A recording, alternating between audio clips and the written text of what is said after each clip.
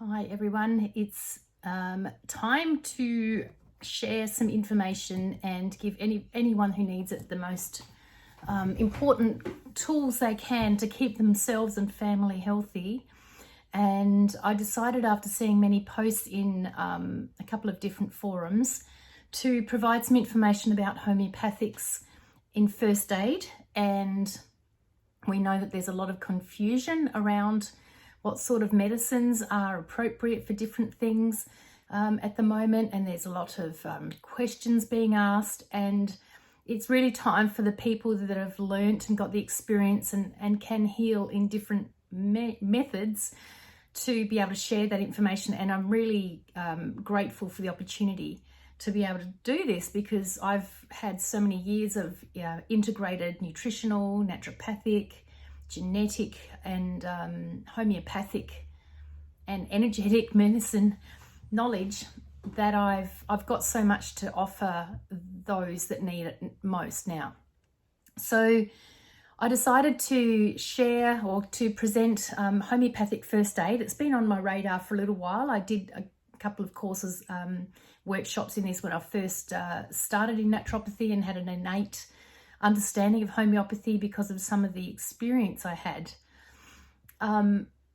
My quick story is that I started as a naturopath I started in 1998 or 99 out of dental health education, and I went in and I found myself conveniently settling in Geelong, right around the corner from a home that I'd looked at to buy that was right next to a homeopathic practice. And I really, it was intriguing to me that this home, beautiful home, was made into a homeopathic centre of excellence.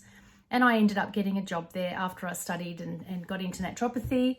And I was the chief dispensing, administration clerk, receptionist, educator, all sorts of things in that practice.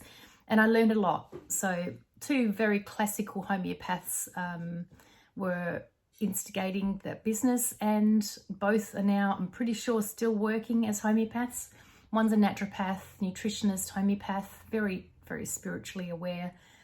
And the other is a very classical homeopath, and also studied alongside Tom Bowen, or was trained by Tom Bowen in the original Bowen therapy. So I found myself in this practice, and I learned so much, because every day I would be dispensing homeopathic medicines to clients coming through the door.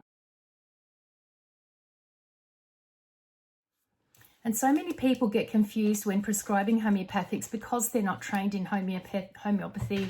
There are different types of homeopathy. First, we have our classical homeopathy, which is constitutional. So it takes in terms of, we call it the rubrics. The rubrics are the description of the symptoms and signs and issues with the person. And so a classical homeopath will take in that information very thoroughly, and it's amazing to unpeel and unravel someone's rubrics from the mindset down, right down into the gut health, to the big toe on the left foot, So a rubric is really important. So one of the things that we'll go through in the next half hour is just Homeopathy First Aid Prescribing 101. In this session, I'm not going to get the time to go through every single medicine, but I will be doing this in a phase 2, so three different phases of education for you, so you can get the most out of it, because you really do need to understand the basics of homeopathy before you venture into prescribing. And just to be fair, I better put a disclaimer in there.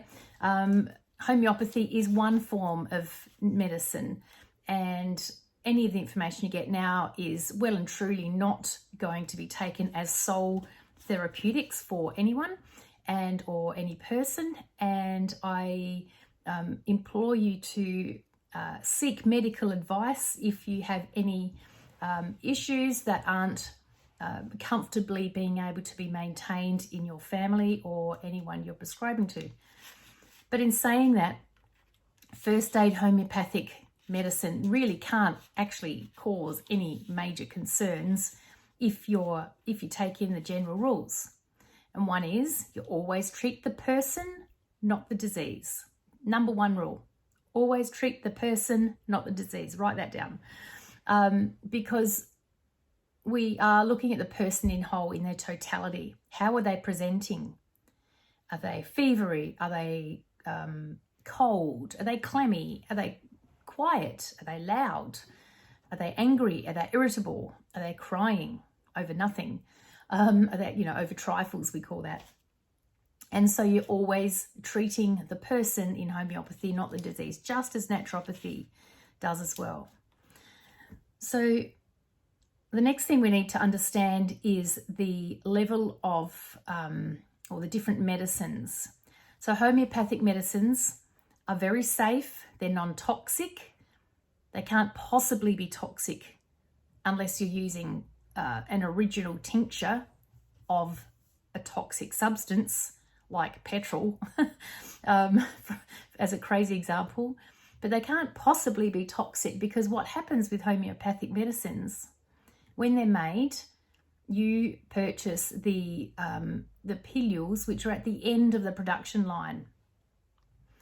And part of the reason with homeopathic medicines being so misunderstood in mainstream medicine is because they're so diluted down into something that's infinitesimal.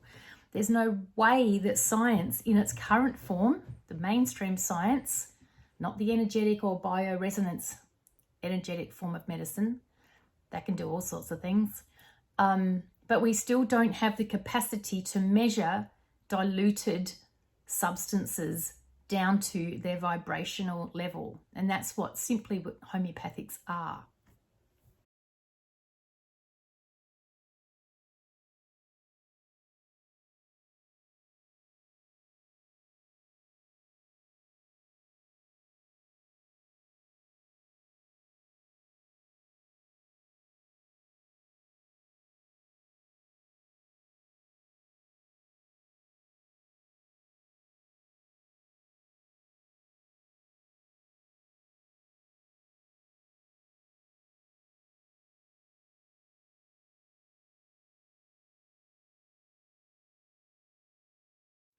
So when we're looking at homeopathic medicines, they come in lots of different styles. They can come in pilules, which are little tiny pilules. I don't know if you can see that clearly or not in there. I'll open one quickly and show you. Ooh, can you see that? Little pilules, little round pilules that when you match the remedy to the person or some of the symptoms in first aid prescribing, we are probably in first aid prescribing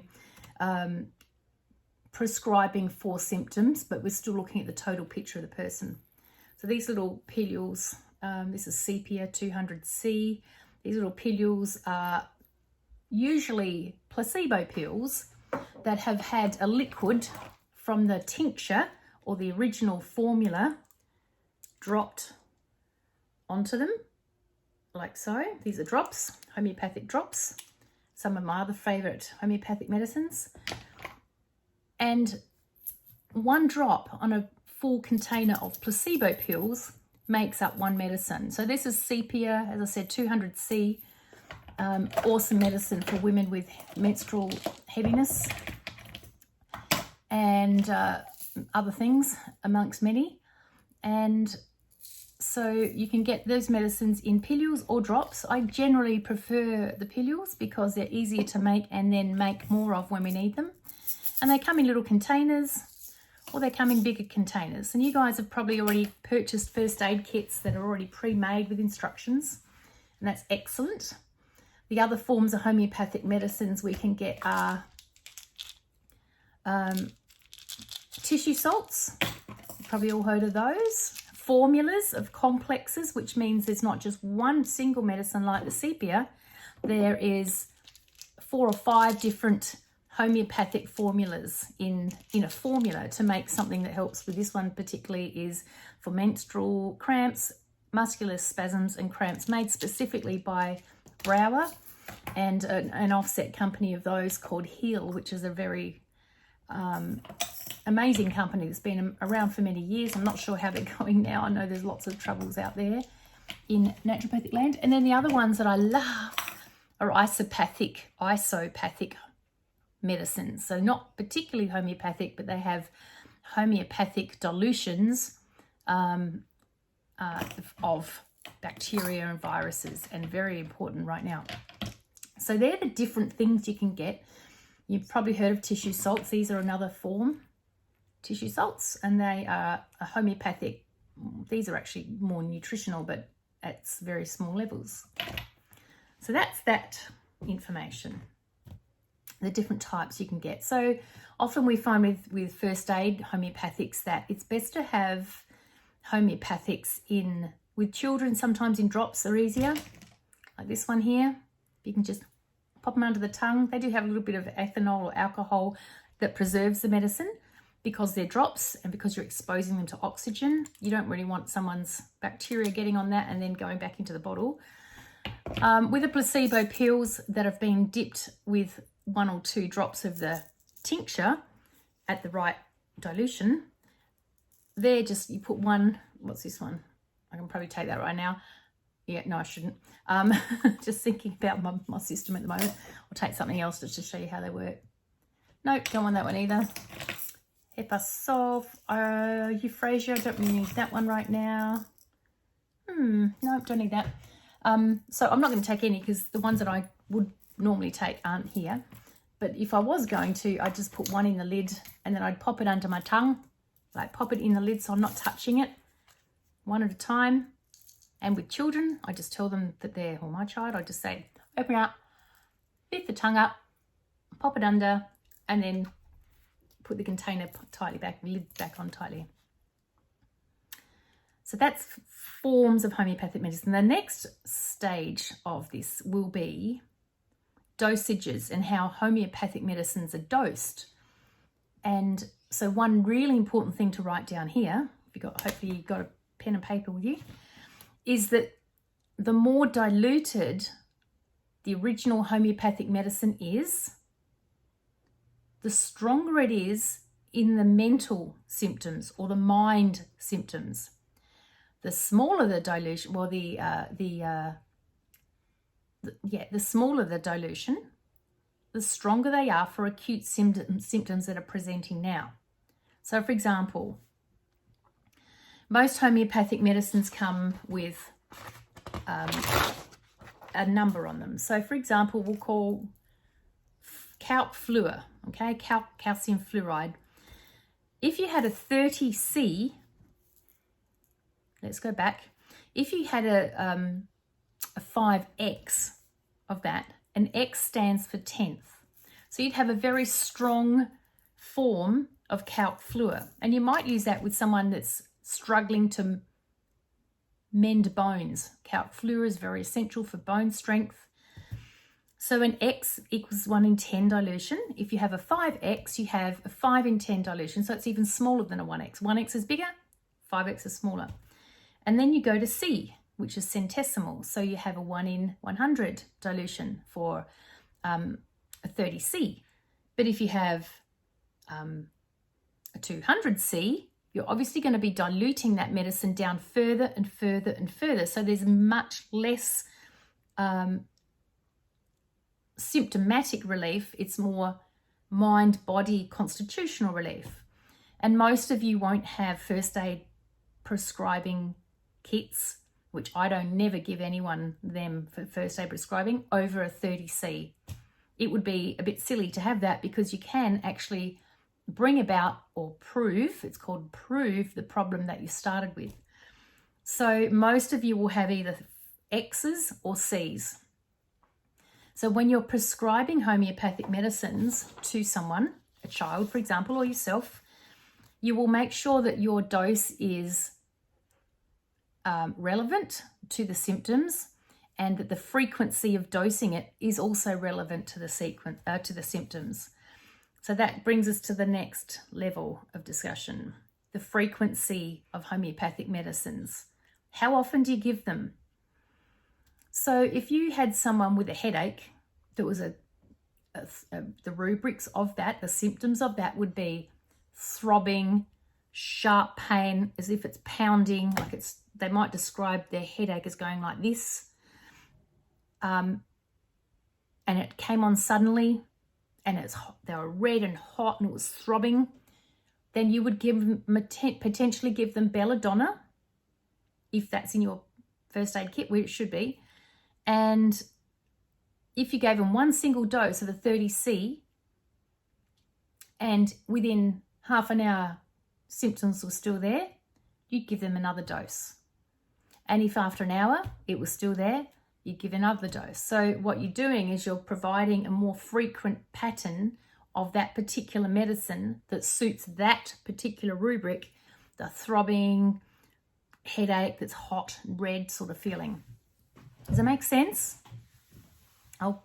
Because this is recorded, I'll reserve the questions till the end when I'll come in and answer. But that's basically what happens with the frequency of prescribing. So you're not just giving them one pill and walking away, or for example, these drops, GT drops, are brilliant for constipation, especially in children and in mums. They've got a complex of different things, and you'd potentially give the child under 5, 6 years old, you give them 2 drops every half hour until a movement came, but a maximum of 6 doses. And for a medicine, like I was saying, for belladonna, which was the headache, you'd probably give them 1 pill, or if you had any drops, 1 drops of 30C every half to an hour for maybe up to 6 doses. If it wasn't going to work after that, you'd need to look at other things. And I would anyway. I would be looking at other things like, why are they getting a headache? Have they got a crook neck? Have they got a fever with that? Do their glands feel swollen? And you prescribe for those things as well. And in any of these cases, I'm always available to help with acute prescribing. All you need to do is SMS me, and I can set up a quick, short, acute consult with you, which very minimal price. If you've got your kit home, just let me help if that's what you need. Because sometimes it is confusing as a mum. I know I've had to call others when my son's been unwell. I know what I'm doing, but because it's your own, it's a bit tricky, because you're so emotionally connected, and it's really hard. We don't want to see our beautiful little ones struggling with pain. So we've gone through, we'll just summarize here, we've gone through the different types of homeopathic medicines. We've gone through dilutions and how the dilution works, and we've gone through that we always prescribe to the totality of the symptoms. I didn't actually say that, but totality of the symptoms, and for the person, not the symptoms, unless we're doing acute prescribing, which is basically what we're doing here. Oh, the other ones that came too are squirts. You can get some homeopaths make up first aid in squirts. This one is Somniplex. I used that for some people when they weren't able to sleep, and I actually make medicines up from those, because homeopathic medicine, one of the reasons I think it has become so attacked in mainstream is because you can actually make a homeopathic medicine from a single mother tincture over and over and over again, so long as you've got that single mother tincture, which means that there's not much money to be made in these things, and mainstream is having difficulty with that because they like to make a fair bit of money. Okay, so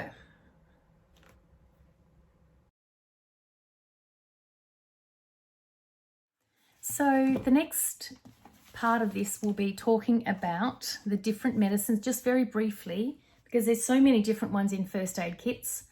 I will pop my glasses on for this because I'm using one of my gurus, Boriki, which is a repertory that I studied through, and I've always come back to. There's so many others.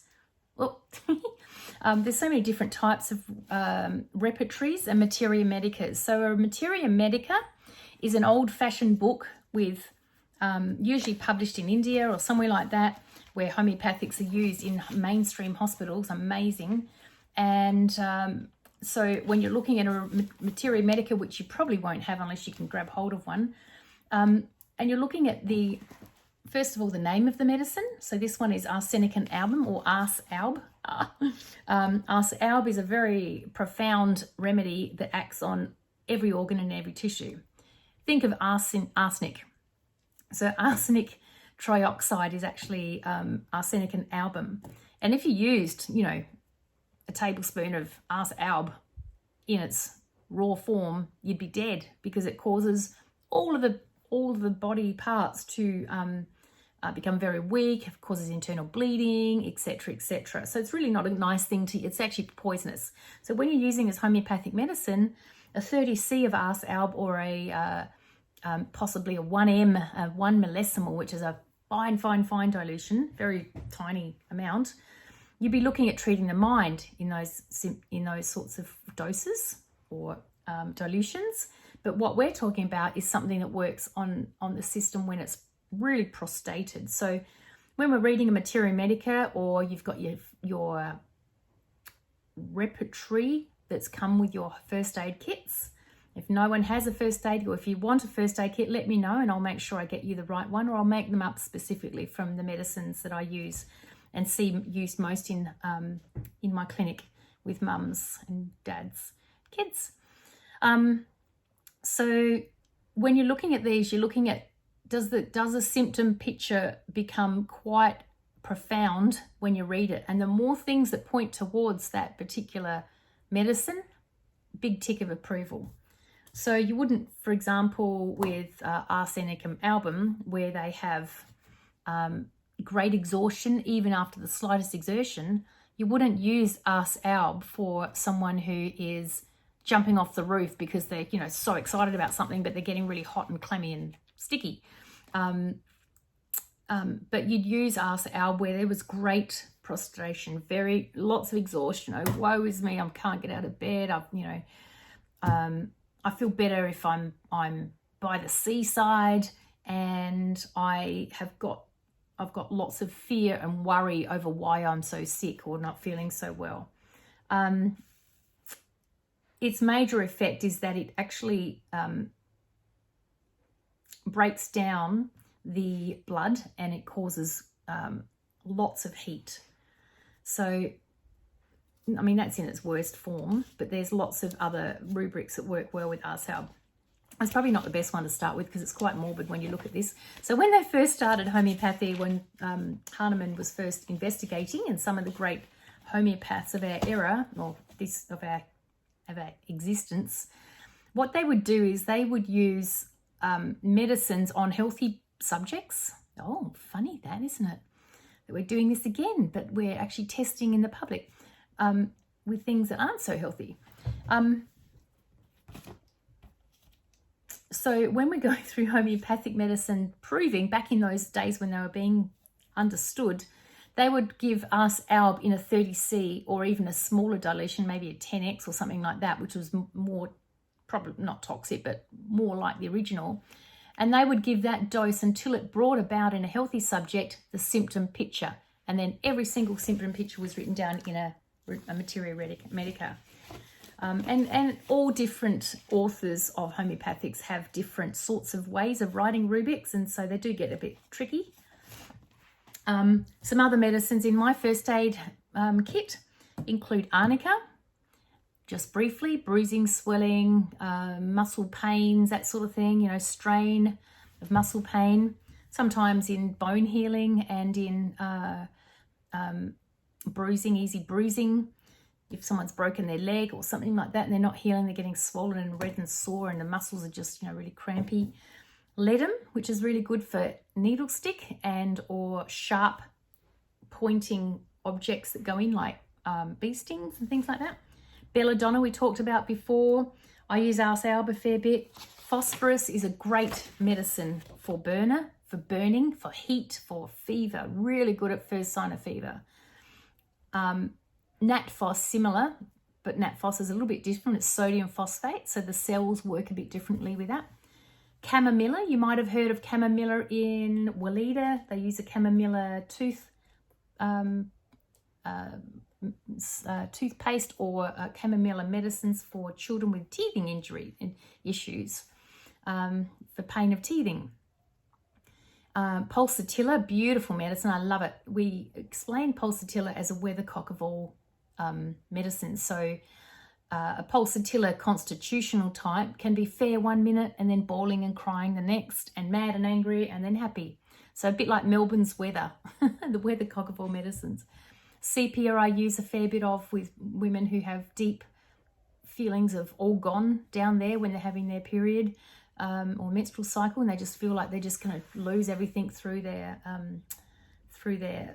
vagina or their reproductive area. What else do I use a lot of? I use lachesis, which is snake venom. Lachesis is great for sharp stabbing left-sided headaches. We have Grindella, which we use for coughs and symptoms of catarrh or mucus. Catarrh and mucus is another thing we look for too, by the way. Lots of different symptom pictures. So I think in terms of understanding how things work, Nux vomica as well, and Magphos, 2 other really great first aid medicines that you may or may not have. There's quite a few others. I use different forms for different things, and sometimes the symptom picture comes up really clearly. Other times you have to do a little bit of asking and thinking. But again, as I said, I'm always available to help if you need extra help with that. And also the different forms of homeopathic medicines. I don't believe that one form of homeopathic medicine and one first aid kit is right for everyone. I also think that there's other things we should have in our first aid natural medicine kit, especially in these times. And so I like to send out a kit full of those, full of homeopathics, nutritional, and some acute herbal medicines to help when we have infections and fevers and flu-like symptoms and viruses and gut health issues. So I think that's about it. I'm going to upload this now. If there's any questions, I'll come in and on the webinar at the end, and we can answer any specific questions for the next 5-10 minutes. If anyone wants to connect with me outside of here and go through their personal medicine chest, I'm just going to offer that at a very minimal price, just to help with time and value my time in energetic exchange. And if you'd like any kits made up too, I can certainly help you with that. So thank you for listening. I've rambled on a fair bit. I'm really happy to be able to presented this to you, and I'll close the floor for any questions.